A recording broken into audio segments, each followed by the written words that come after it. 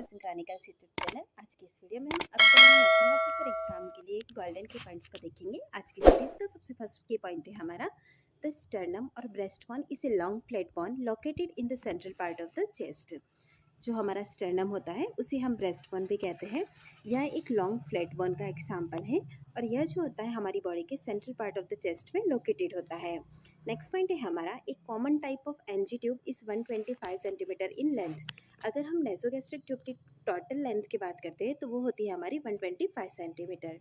Next है distance from the tip of the nose to ear lobe to xiphisternum is commonly used to determine the length of nasogastric tube to be inserted.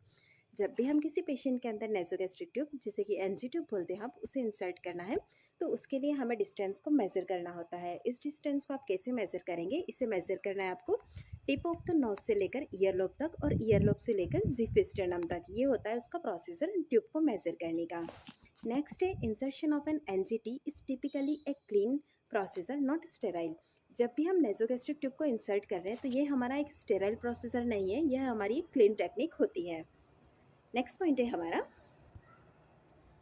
Position for administration of Ryle's tube. जब भी हम Ryle's tube को administer कर रहे हैं तो हम वहाँ पर क्या पोजीशन देंगे? तो हम वहाँ पर हाई फाउलर पोजीशन जो होता है उसे यूज़ में लेते हैं। नेक्स्ट है nasogastric tube lubrication with water soluble lubricant. Nasogastric tube का जो फ्रंट वाला पार्ट होता है हम उसके को लुब्रिकेट करके यूज़ में लेते हैं और उस लुब्रिकेट के लिए हम वाटर बेस्ड जो लुब्रिकेंट होते हैं उससे यूज़ में लेते हैं। ऑयल बेस्ड लुब्रिकेंट आपको यूज़ में नहीं लेना है। नेक्स्ट पॉइंट है हमारा हमारी बॉडी के अंदर टोटल रिब्स कितनी होती है? तो 24 रिब्स होती है। पेयर्स में अगर इनकी बात करते हैं तो टोटल 12 पेयर्स होते हैं। रिब्स जो होती है हमारी वो 3 तरह की होती है। एक होती है ट्रू रिब्स, दूसरी होती है फॉल्स रिब और फिर आती है फ्लोटिंग रिब्स। आप यहाँ इस इमेज के अंदर देख रहे हैं 1 to 7 रिब्स जो है वो हमारी ट्रू रिब्स है, 8 to 10 जो है वो फॉल्स रिब्स है और लास्ट के जो 11 और 12 है वो हमारी फ्लोटिंग रिब्स है।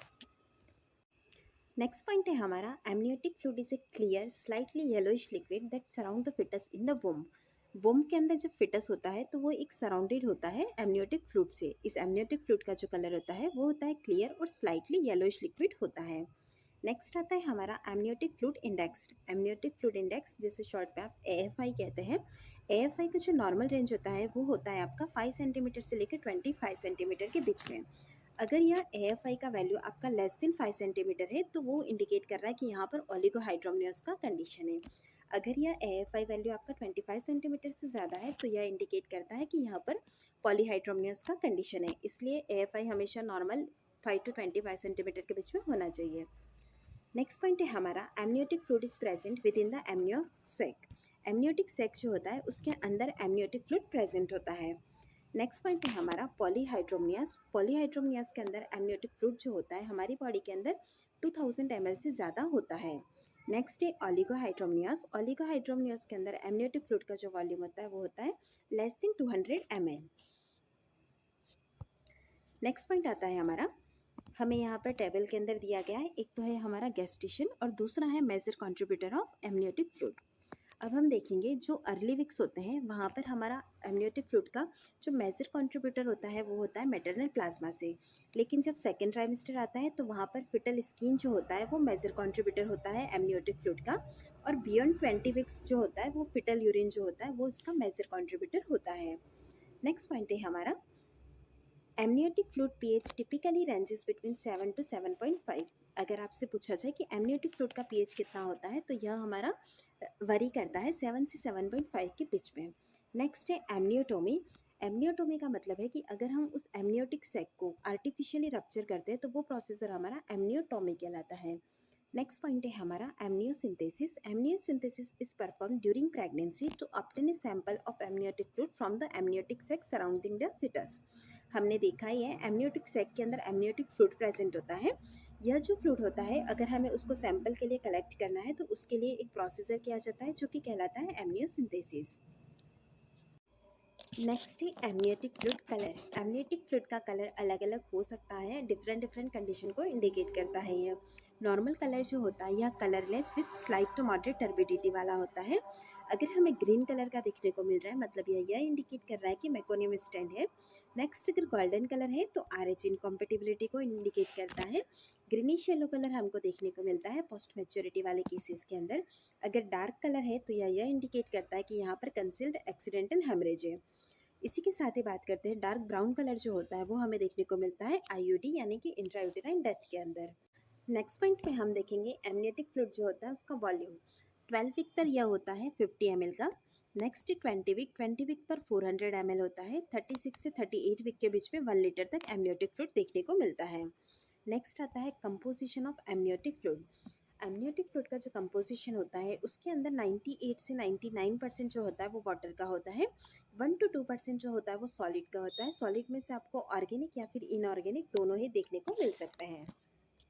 नेक्स्ट है faces and stages of labour. Labour के अंदर हमें 4 स्टेजेस देखने को मिलती हैं। शॉर्ट में हम देखेंगे स्टेज 1 जो होता है जिसके अंदर 0 to 10 सेंटीमीटर तक हमें सर्वाइकल डायलेशन देखने को मिलता है, जिसकी 3 और फेसेस होती है। सबसे फर्स्ट है फेस 1 जिसे कि आप लेटेंट फेस बोलते हैं।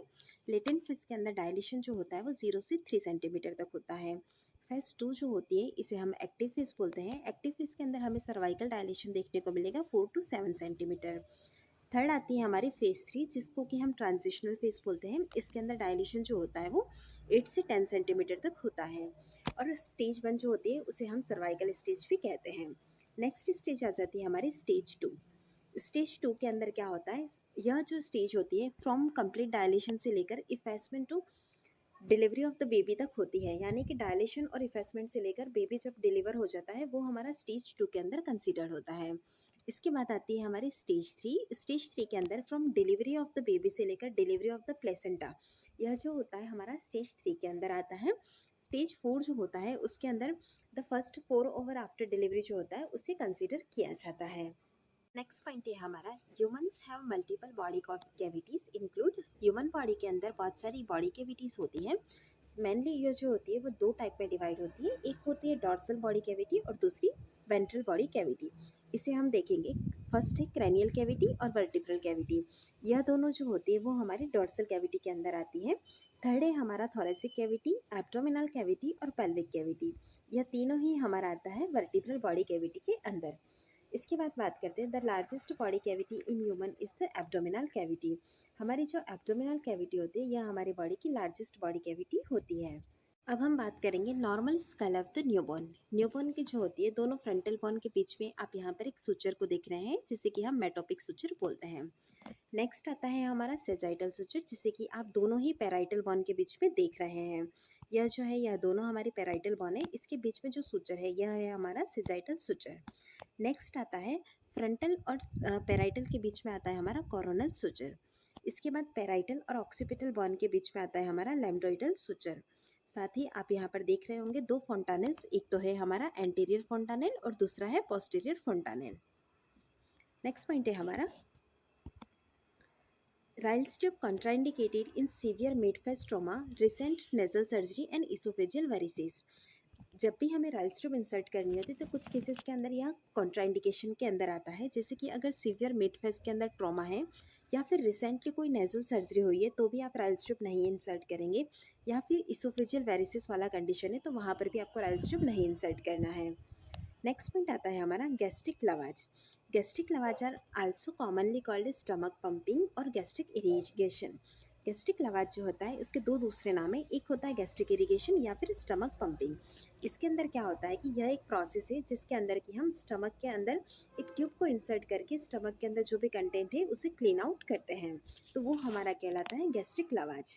नेक्स्ट आता है gastric gavage. Gastric gavage feeding is an artificial method of giving fluids and nutrients through a tube.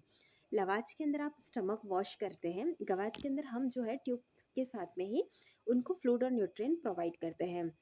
Next point है हमारा lubricate the first 4 inches before insertion of the tube. जब भी हम NG tube insert कर रहे हैं तो उसका फर्स्ट 4 इंचेस जो होता है यानी कि 10 सेंटीमीटर तक हम उसे इंसर्ट करने से पहले लुब्रिकेट करते हैं। नेक्स्ट पॉइंट है हमारा types of vitamin. Vitamin 2 type के होते हैं, एक होते हैं फैट सॉल्युबल विटामिन, दूसरे होते हैं water soluble vitamin. Fat soluble vitamin के अंदर 4 विटामिन आते हैं, vitamin A, vitamin D, vitamin E और विटामिन के। नेक्स्ट आता है वाटर सॉल्युबल विटामिन जिसके अंदर 2 विटामिन है, विटामिन सी और all B vitamin, vitamin B complex जो है हमारा पूरा वो वाटर सॉल्युबल विटामिन का एग्जाम्पल है। नेक्स्ट है 9 water soluble vitamin. Water soluble जो 9 विटामिन है उनको हम देखेंगे। विटामिन बी 1 जिसका साइंटिफिक नेम है थायमिन, विटामिन बी 2 जिसका साइंटिफिक नेम है riboflavin, vitamin B 3 niacin, vitamin B 5 pantothenic acid, vitamin B 6 pyridoxine, vitamin B 7 biotin, vitamin B 9 folate, vitamin B 12 cobalamin. आपको सारे विटामिन के साइंटिफिक नेम भी याद होने चाहिए। नेक्स्ट है विटामिन ए जिसे कि रेटिनॉल भी कहते हैं, vitamin C ascorbic acid, vitamin D calciferol, vitamin E tocopherol, vitamin K phylloquinone. Rheumatic fever को डायग्नोस करने के लिए जॉन्स क्राइटेरिया को यूज़ में लेते हैं। जॉन्स क्राइटेरिया के अंदर मेजर क्राइटेरिया और माइनर क्राइटेरिया दोनों अलग अलग आते हैं। हम यहाँ पर दोनों ही क्राइटेरियाज को देखेंगे। सबसे फर्स्ट मेजर क्राइटेरिया देखेंगे जिसके अंदर आता है carditis, arthritis, subcutaneous nodules, erythema marginatum और सिडेनहंस कॉर्निया। यहाँ पर आप इनके सारे फर्स्ट लेटर से न्यूमोनिक्स बना सकते हैं जो कि है केसेस। तो इस तरह से आपको मेजर क्राइटेरियाज याद रखने होंगे। एग्जाम में इससे रिलेटेड क्वेश्चन भी पूछा जाता है। आपको क्राइटेरियाज दिए होंगे और पूछा होगा कि इसमें से कौन सा मेजर क्राइटेरिया है या नहीं है, इस तरह से, तो ये आपको याद होना चाहिए। नेक्स्ट आता है हमारा माइनर क्राइटेरिया। माइनर क्राइटेरिया को याद करने के लिए ट्रिक है हमारा फ्रेप। इसके हर लेटर का एक अलग मीनिंग होगा। एफ मीन्स है fever, R means rest ESR या CRP, A means arthralgia, P means prolonged PR interval और पी मीन्स है दूसरे प्री का मिलना है प्रीवियस RF। सो इस तरह से आपको मेजर और माइनर क्राइटेरिया दोनों याद होने चाहिए।